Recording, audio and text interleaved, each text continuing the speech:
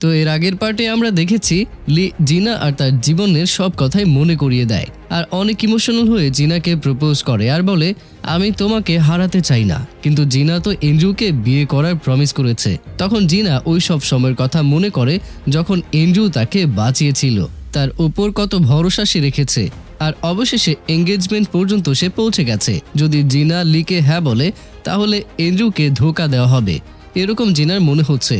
আর এমনিতেও জিনা লির কাছে গিয়ে তার জীবনের বিপদ ডেকে আনতে চায় না। তো এই পার্টের শুরুতে জিনা লিকে বলে শোনো, এন্ড্রু আমার জন্য অনেক কিছু করেছে আর আমি এন্ড্রুকে প্রমিস করেছি যে আমি তাকে বিয়ে করব, এখন আমি ফিরে যেতে পারবো না। এটা বলে জিনা লির হাত থেকে নিজের হাত ছাড়িয়ে নেয়। এটা দেখে লি কান্না করে আর বলে এসব কি হয়ে গেল, জিনাও চলে গেল।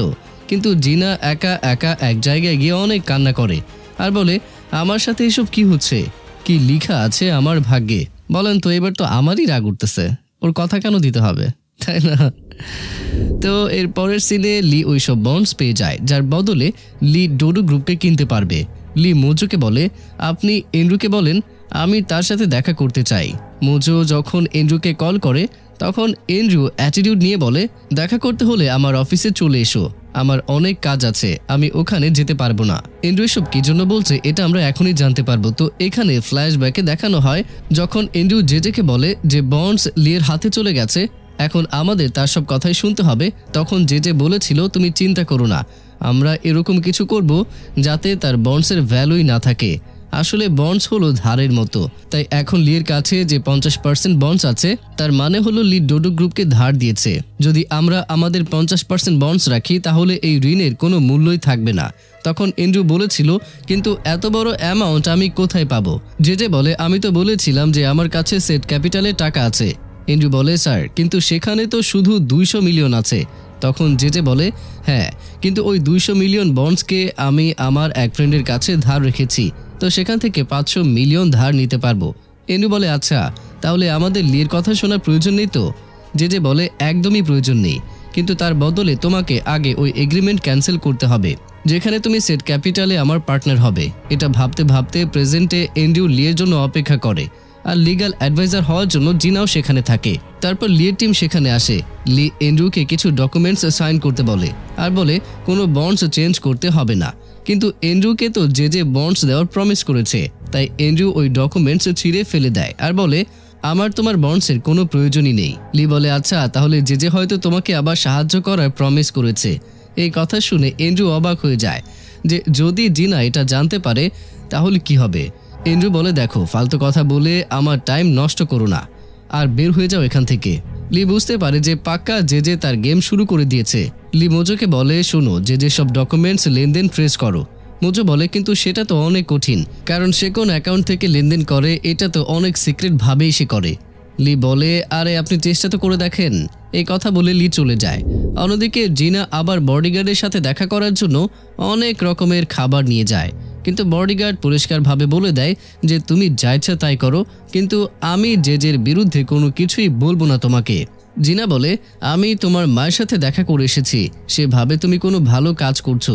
সে এটা জানে না যে তুমি জেজের মতো একজন ক্রিমিনালের সাথে থেকে তুমি কত অপরাধ করছো, কত মানুষকে হত্যা করেছো। এই খাবার তোমার মা নিজের হাতে বানিয়ে তোমার জন্য পাঠিয়েছে, খেয়ে নাও, কিন্তু মনে রেখো সত্যিটা না জেনে আমি তোমাকে ছাড়বো না। আমার ভাইয়ের অরিজিনাল অটোপসি রিপোর্ট কোথায় আছে সেটা শুধু তুমি আমাকে বলতে পারবে। যদি তুমি আমাকে সত্যিটা বলে দাও তাহলে এখন পর্যন্ত তুমি যতগুলো পাপ করেছো সব পাপ মুছে যাবে আর তোমার মায়ের মনও শান্তি পাবে। এটা বলে জিনা চলে যায়। বডিগার্ড ইমোশনাল হয়ে মায়ের হাতের খাবার খায়। কিছুক্ষণের মধ্যে জন আবার ফিরে এসে বলে তাহলে তুমি খাবার খাচ্ছ? ঠিক আছে শান্তিতে খাও, জানি না মায়ের হাতে রান্না আবার কবে খেতে পারবে। জন চলে যাওয়ার পর বডিগার্ড তার মায়ের কথা ভেবে অনেক কান্না করে। এদিকে মোজো জিরাটের ব্রেন ওয়াশ করছিল যে তুমি নীলের উপর এতটা বিশ্বাস করো না, যদি সে প্রেসিডেন্ট হয়ে যায় তাহলে সে তোমার সাথে সম্পর্ক শেষ করে দেবে। এই জন্য তুমি যে সব সিক্রেট বলে দাও আর আমি লিয়ের সাথে তোমার ব্যাপারে কথা বলবো।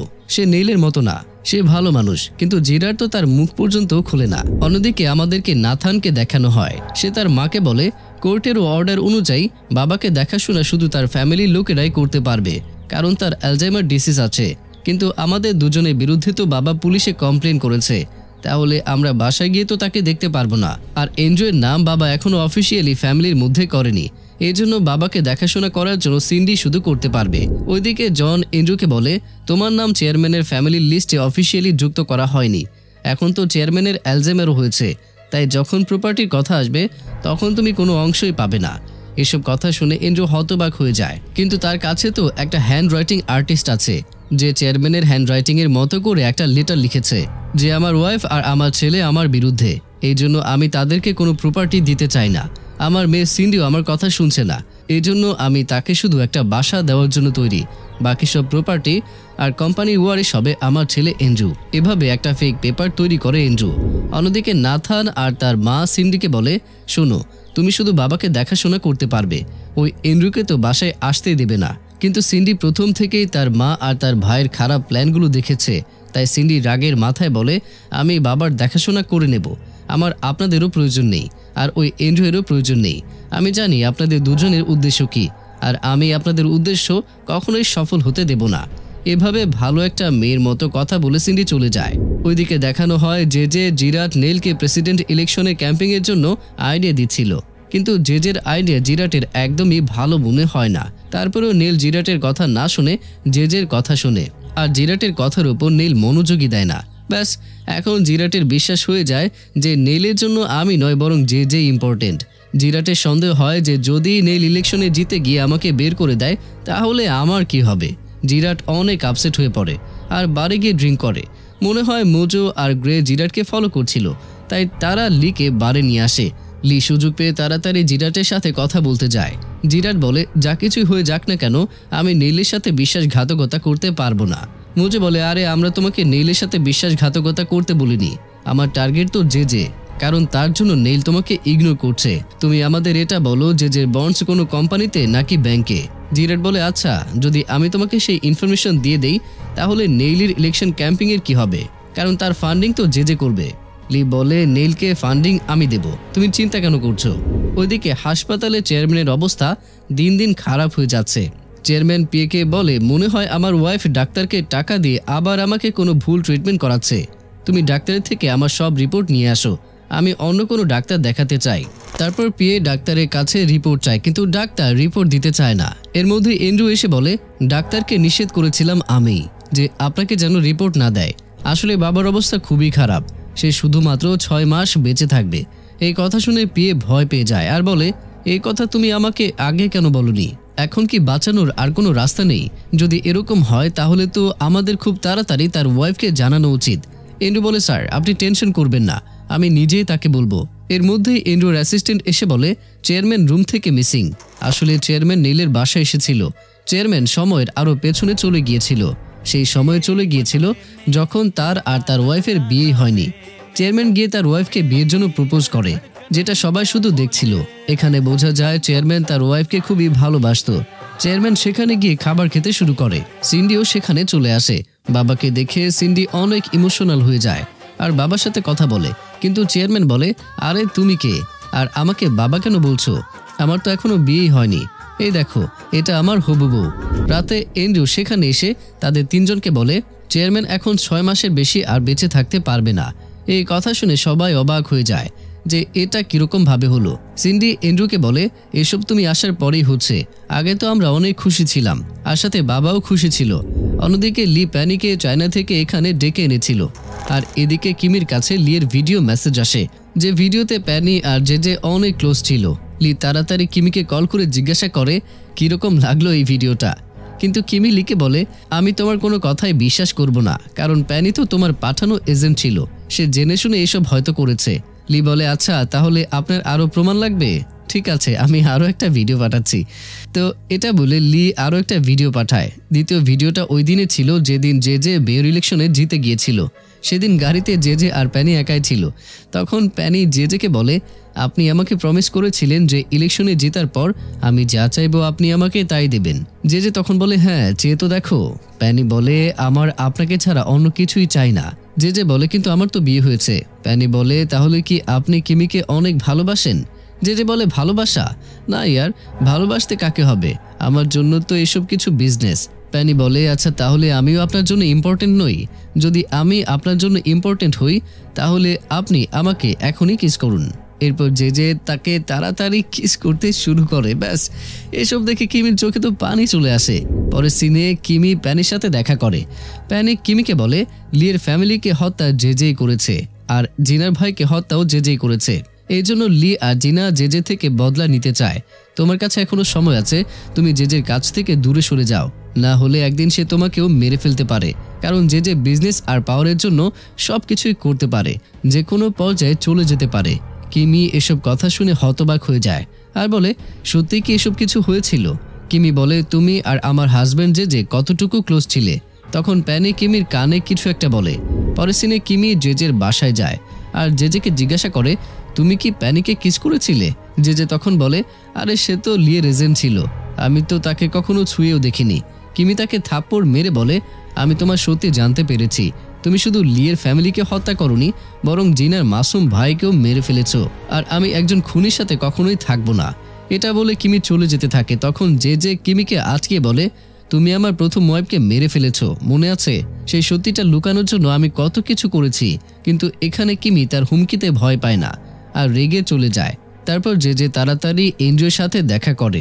জেজে এন্ড্রুকে বলে, তোমাকে নেইলের একটা বড় সিক্রেট ফাইল বের করে আমাকে এনে দিতে হবে, যেটা একটা বড় ব্যাংকে সেফ রাখা হয়েছে, যেখানে তার সমস্ত আর্থিক ডিটেলস রয়েছে। আর আজ পর্যন্ত নেইলের যত ক্রাইমের ডিটেলস আছে সেটাও সেখানে আছে। এন্ড্রু জেজেকে জিজ্ঞাসা করে, হঠাৎ করে আপনার নেইলের সাথে কিসের শত্রুতা হলো? নেইলের প্রেসিডেন্ট হওয়ার পর আপনি তাকে হুমকি দেওয়ার প্ল্যান করেছেন? জেজে বলে, দেখো, তোমাকে যতটুকু বলা হয়েছে শুধু সেটাই করো, না হলে মনে আছে তো আমাদের ডিল ক্যান্সেল। অন্যদিকে পিয়ে মোজোকে ডেকে পাঠায় আর বলে, তুমি কি কোনোভাবে চেয়ারম্যানের মেডিকেল রিপোর্ট আমাকে এনে দিতে পারবে? কারণ এন্ড্রু তো আমাকে সেই রিপোর্টগুলো দিতে চাচ্ছে না। আমার সন্দেহ যে সে চেয়ারম্যানের জীবনে কিছু একটা খেলা খেলছে তার প্রপার্টি পাওয়ার জন্য। তার কোনো কথাই আমার ঠিক মনে হচ্ছে না। মোজো বলে, ঠিক আছে, আমি চেষ্টা করে দেখব। সেই রাতে মোজো গ্রেকে হাসপাতালে পাঠায়।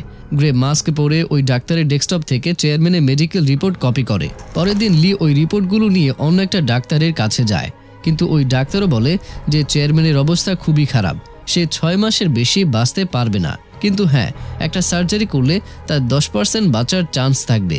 এমনিতেও ইউএসএ একটা স্পেশালিস্ট আছে যে এটার ট্রিটমেন্ট করতে পারবে। তারপর তার বেঁচে থাকার চান্স আরও 30% বৃদ্ধি পাবে। লি তাড়াতাড়ি সিদ্ধান্ত করে ফেলে যে কোনোভাবে সে ইউএসএ ডাক্তারকে কোরিয়ায় ডেকে আনবে আর এই সার্জারি করাবে। তারপরে যখন এই কথা লি সিন্ডিকে বলে, তখন সিন্ডি অনেক আপসেট হয়ে যায় আর বলে, প্লিজ বাবাকে কোনোভাবেই বাঁচতে হবে।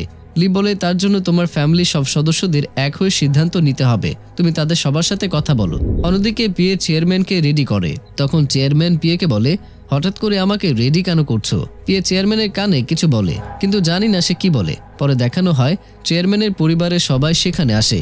লিগ্যাল অ্যাডভাইজার হওয়ার কারণে জিনাও সেখানে আসে। এদিকে সিন্ডি যখন বাবার সাথে দেখা করে তখন চেয়ারম্যান ভাবে পিয়ে কি বলেছিল। আসলে পিয়ে বলেছিল যে ডাক্তার আপনাকে শুধু 6 মাসের টাইম দিয়েছে, তারপরে আপনার কি হবে এটা কেউ বলতে পারবে না, এই জন্য আপনি কারোর উপরেই বিশ্বাস করবেন না। তখনই চেয়ারম্যান এখানে শক্ট হয়ে জিজ্ঞাসা করে, কার উপরে বিশ্বাস করব আর কার উপরে বিশ্বাস করব না? পিয়ে বলে, আপনি কোনো কথাই বলবেন না আর কোনো রিয়াকশনও দেখাবেন না। আমি সবাইকে বলবো আপনি কথা বলতে পারছেন না আর আপনি কিছুই বুঝতেও পারছেন না। আর প্রেজেন্টে চেয়ারম্যান ঠিক সেই রকমই করে। সিন্ডিকে দেখে চেয়ারম্যানও চুপ করে বসে থাকে। তারপরে মিটিং শুরু হয়। সিন্ডি সবাইকে বলে, বাবা শুধু 6 মাস বেঁচে থাকবে, কারণ তার অ্যালজাইমার বেশি হয়ে গিয়েছে।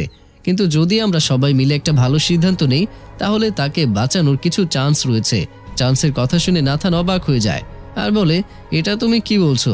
সিন্ডি বলে, তার একটা সার্জারি করতে হবে, সার্জারি করলে সে ঠিক হতে পারবে। কিন্তু তখনই এন্ড্রু বলে, আরে না না, সার্জারি করার পর আর তো শুধু 10% আছে। এই কথা শুনে লি মাঝখানে বলে ওঠে, শুধু 10% কেন বলছো? পুরো 10%ই আছে বলো। যদি হয় 10%-এর মধ্যেই চেয়ারম্যানের জীবন বেঁচে যায় তাহলে সে আরো অনেক বছর বেঁচে থাকতে পারবে। এটা কি কম হয়ে গেল? এন্ড্রু বলে, আচ্ছা যদি এরকম হয় তাহলে তোমার মাথায় যে বুলেট আছে সেটা সার্জারি করে বের কেন করছো না? লি বলে, এটা এই কারণ সার্জারি করার পর আমার বাঁচার চান্স 1%ও নেই। যদি 1%ও চান্স থাকতো তাহলে আমি সার্জারি অবশ্যই করতাম, তাহলে আমার মেমোরি ভুলে যেতে হতো না, যে আমার খুব কাছে ছিল তাকেও আমার হারাতে হতো না। আর চেয়ারম্যানের চান্স তো 10% আছে। যদি আমরা ইউএসএ থেকে স্পেশালিস্টকে ডেকে এনে সার্জারি করাই তাকে বাঁচানোর চান্স আরও বেড়ে যাবে, আরও 30% পর্যন্ত। বুঝতে পেরেছো? এখানে সবাইকে দেখে মনে হয় চেয়ারম্যানকে বাঁচাতে সিন্ডি ছাড়া আর কারোরই ইচ্ছে নেই। এখানে নীল নিজের ইলেকশনের মতো গেম খেলে আর বলে এই সিদ্ধান্তে আমরা সবাই ভোট করব, যে সিদ্ধান্তে বেশি ভোট হবে আমরা সেই সিদ্ধান্তই করব। তখন নাথান, তার মা, এন্ড্রু আর কিমি সার্জারি করতে নিষেধ করে দেয়, কিন্তু সিন্ডি কোনোভাবে সার্জারি করে বাবাকে বাঁচাতে চায়। নীল বলে মা শুধু তুমি সার্জারি করার জন্য ভোট করেছো, বাকি লোক তো এর বিরুদ্ধে, এই জন্য আমাদের এই সার্জারি না করাই ভালো। এসব কিছু দেখে চেয়ারম্যান যে পেয়ের কথা মতো চুপ করেছিল সে সিংহের মতো আওয়াজ করে, আর তখন লি চেয়ারম্যানের দিকে তাকায়। আর এখানেই এই পার্টটি শেষ হয়ে যায়।